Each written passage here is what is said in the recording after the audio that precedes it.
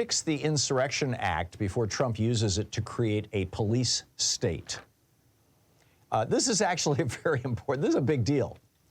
You know, when Senator Tommy Tuberville, the traitor who has now taken Putin's side on the Ukraine invasion, he did, and I'm going to get to that in the next hour, but when Tommy Tuberville was in the Trump Hotel on the evening of January 5th with the Trump family preparing for the insurrection the following day, you know, the plans had been laid for the Proud Boys to seize the Capitol and for Trump to essentially deputize them, to invoke the Insurrection Act, define them as a militia, and let them take control of the Capitol.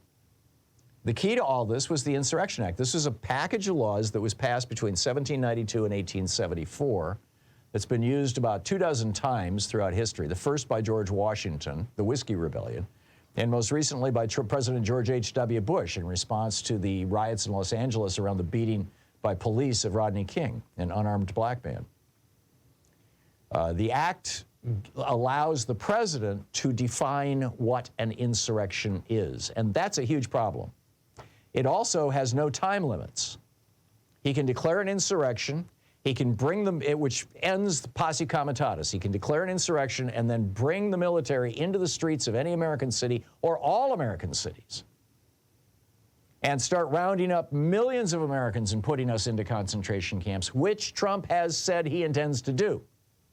Now, he had this thing all ready to go on January 6th, and he wanted to invoke it, and the Proud Boys thought he was going to. They were constantly checking their Twitter feed, waiting for him to declare an insurrection.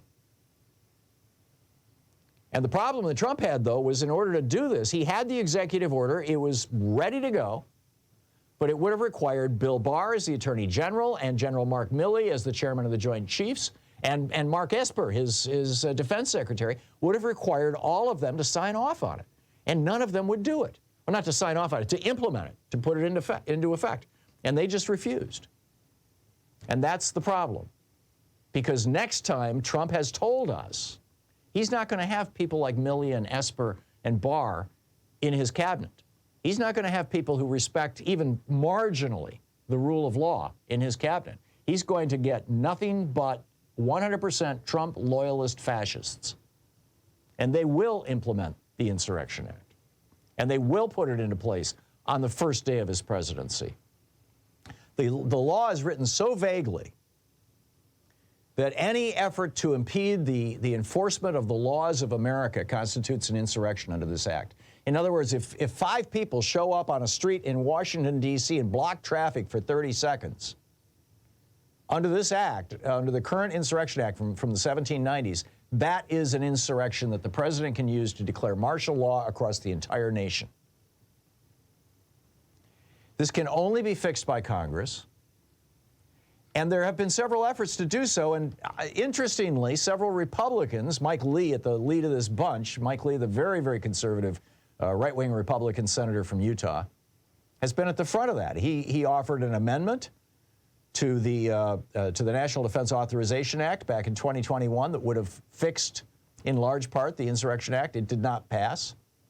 And he and Bernie Sanders and Chris Murphy, 2 Democratic senators, well, Bernie's an independent, but you get, well, I guess all 3 now. You got a Democrat, a Republican, and an independent. All 3 of them co-sponsored a bill, a standalone bill, last year that would have time-limited the presidential proclamation of insurrection to 30 days and allowed Congress to give them a 1-year extension, and that's it.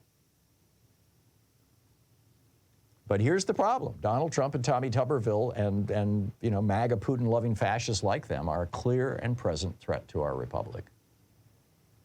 And we've got to be concerned about this, and Congress needs to act. I realize saying Congress needs to act when MAGA Mike Johnson is, you know, in charge of Congress, and he won't even allow a vote on a bill to secure the border because he wants to have that as a campaign issue for Donald Trump. I realize how bizarre that sounds, but there are Republicans who are concerned about this. There are discharge petitions that can get around MAGA Mike, and this might pass the Senate. So, my rant.